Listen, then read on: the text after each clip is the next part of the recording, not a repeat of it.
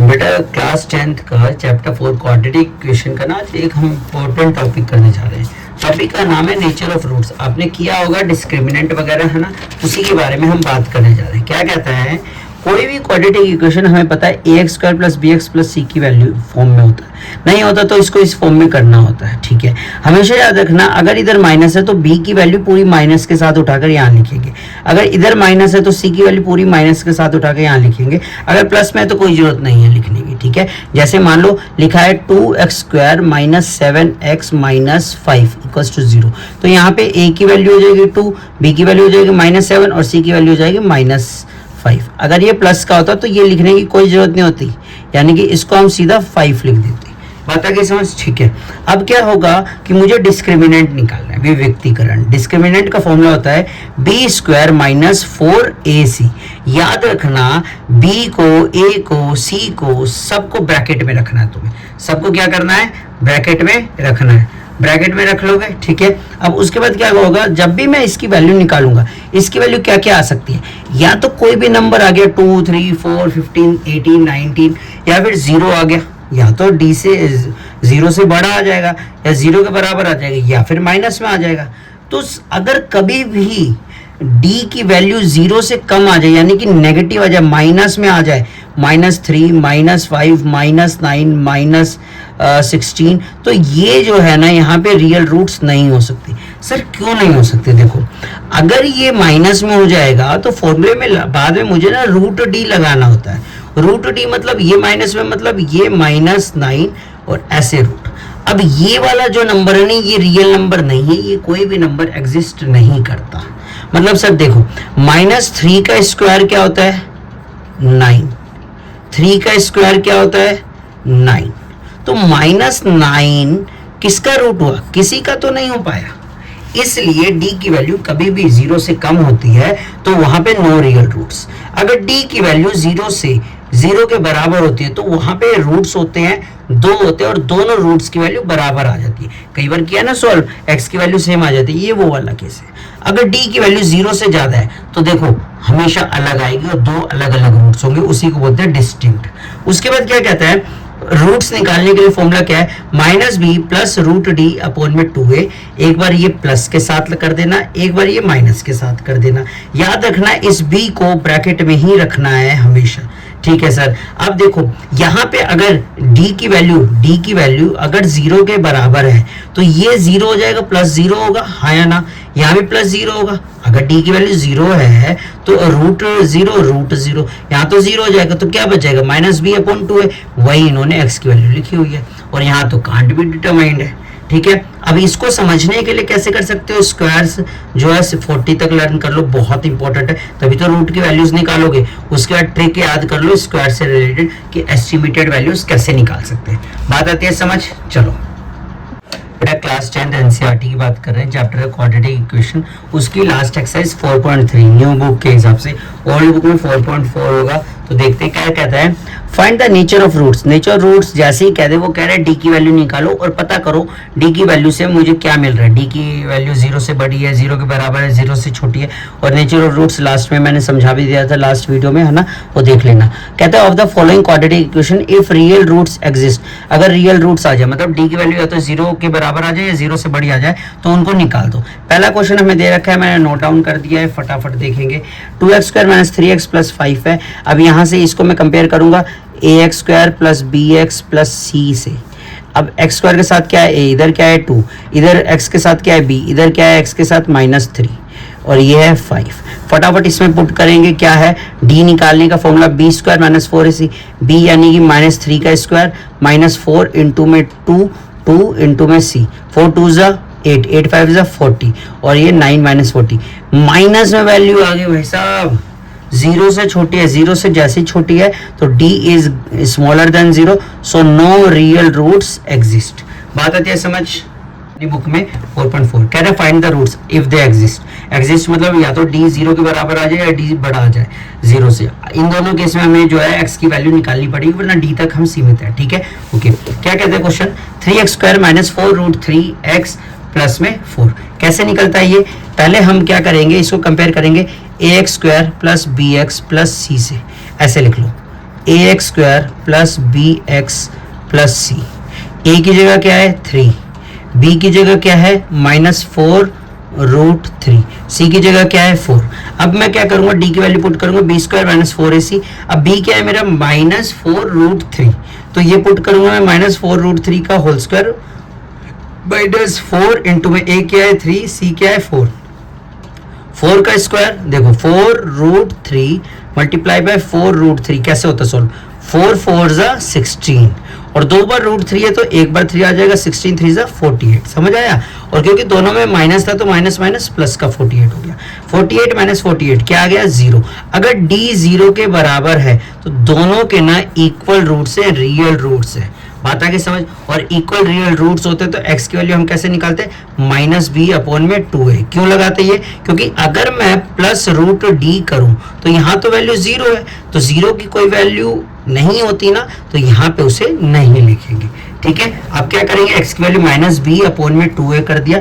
देखो b को bracket में करना बहुत जरूरी है। क्यों, क्योंकि यहाँ पे b की वैल्यू है -4√3 और अगर मैं इसे ब्रैकेट में ना करूं तो मैंने तो देख लिया एक माइनस ऑलरेडी लगा है, तो मैं इस माइनस को लगाना भूल जाऊंगा और मेरा आंसर गलत हो जाएगा।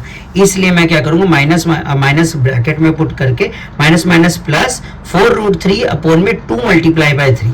अब इसको काट पीट देंगे, काटेंगे तो इधर 1 से 2 पे कट गया, ये 1 से √3 पर, तो 2 रूट्स क्या हो गए 2/√3 और 2/√3। ठीक है बेटा। मैथ्स की बात करें class 10th NCERT exercise 4.3 new book के हिसाब से, पुरानी बुक के हिसाब से 4.4। ठीक है।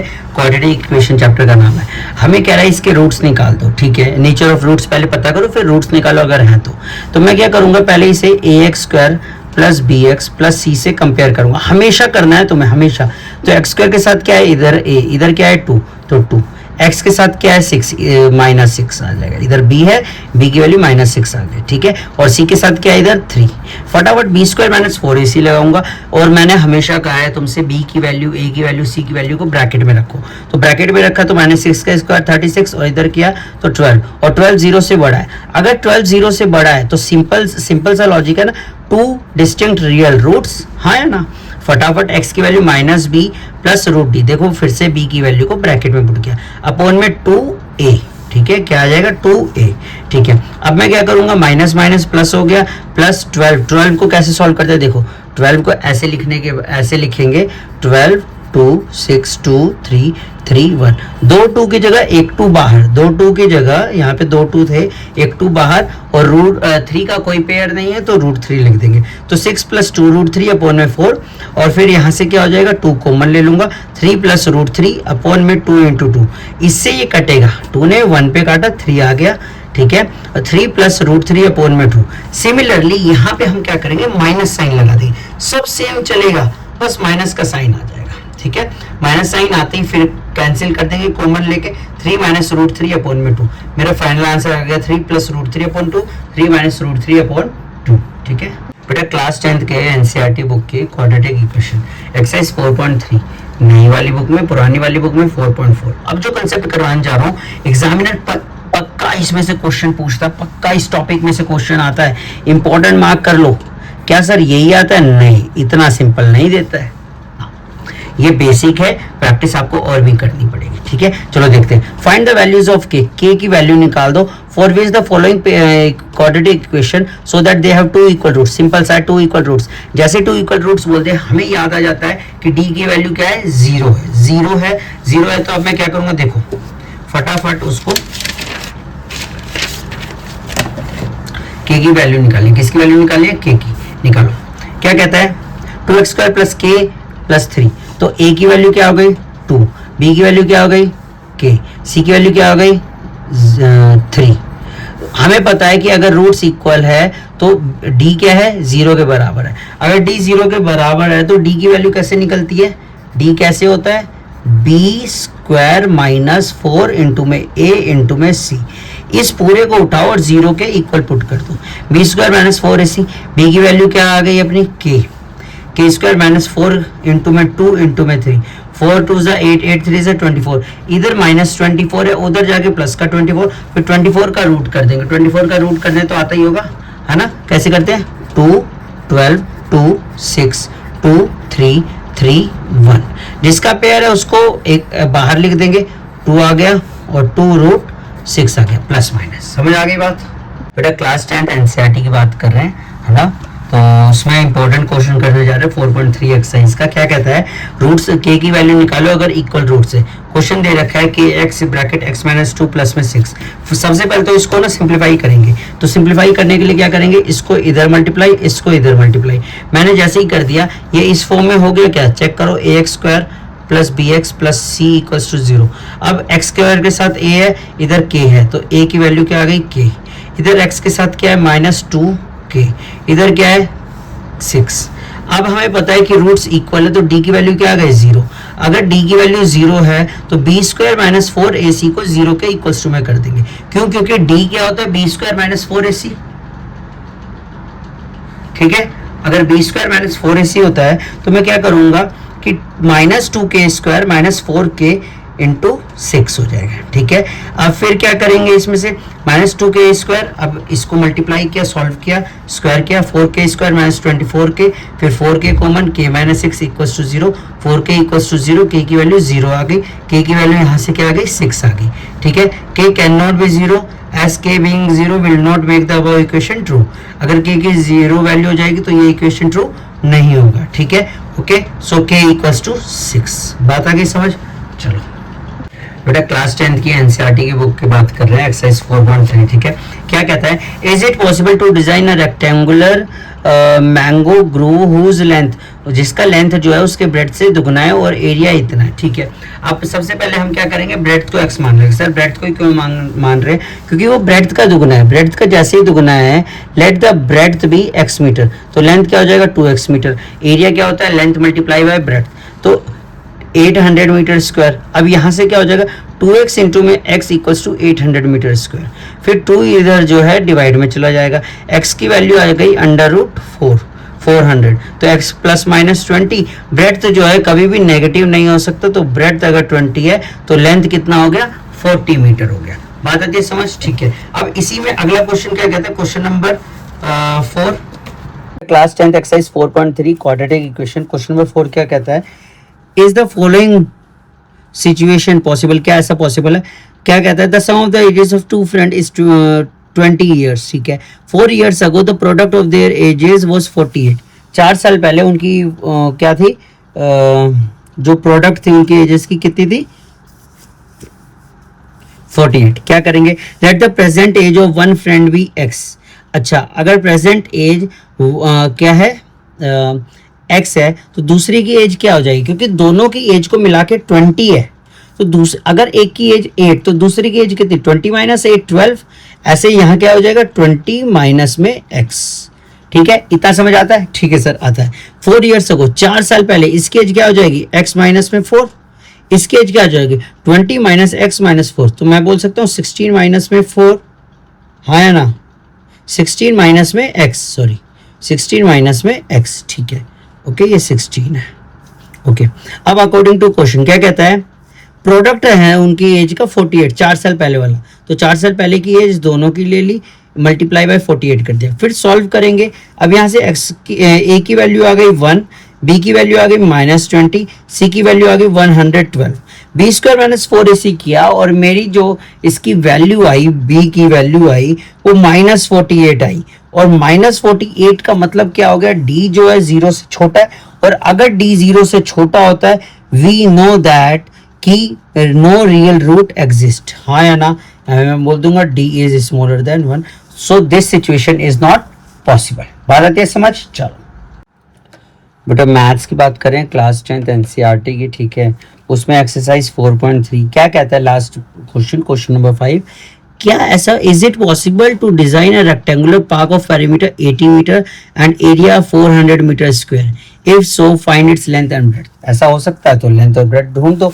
ठीक है, तो हम क्या करेंगे, let the length be x metre and breadth be y metre. Sir ये तो क्वाड्रेटिक इक्वेशन का बाद में बन जाएगा क्वाड्रेटिक इक्वेशन। ठीक है, अभी इधर देखो, पेरीमीटर क्या हो जाएगा, 80 मीटर दे रखा है, तो 2 into L plus B 80 metre, यहाँ से 2 डिवाइड में चला गया तो l प्लस बी की वैल्यू 40 आ गई।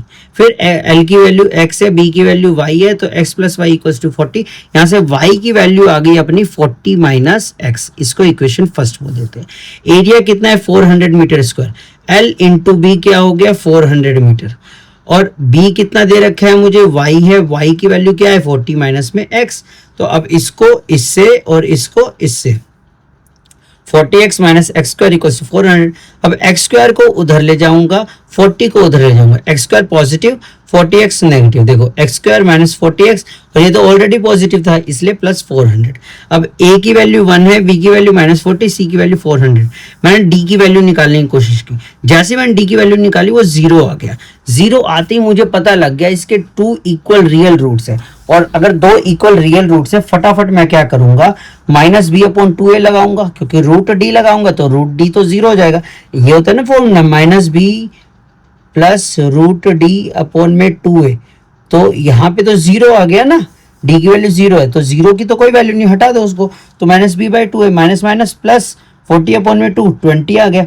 अगर ये 20 आ गया और दोनों को प्लस करने में 40 था तो दूसरा भी तो 20 आ जाएगा, हाँ या ना, तो दोनों क्या हो गए 20, और ये एक स्पेशल रेक्टेंगल होता है, ठीक है।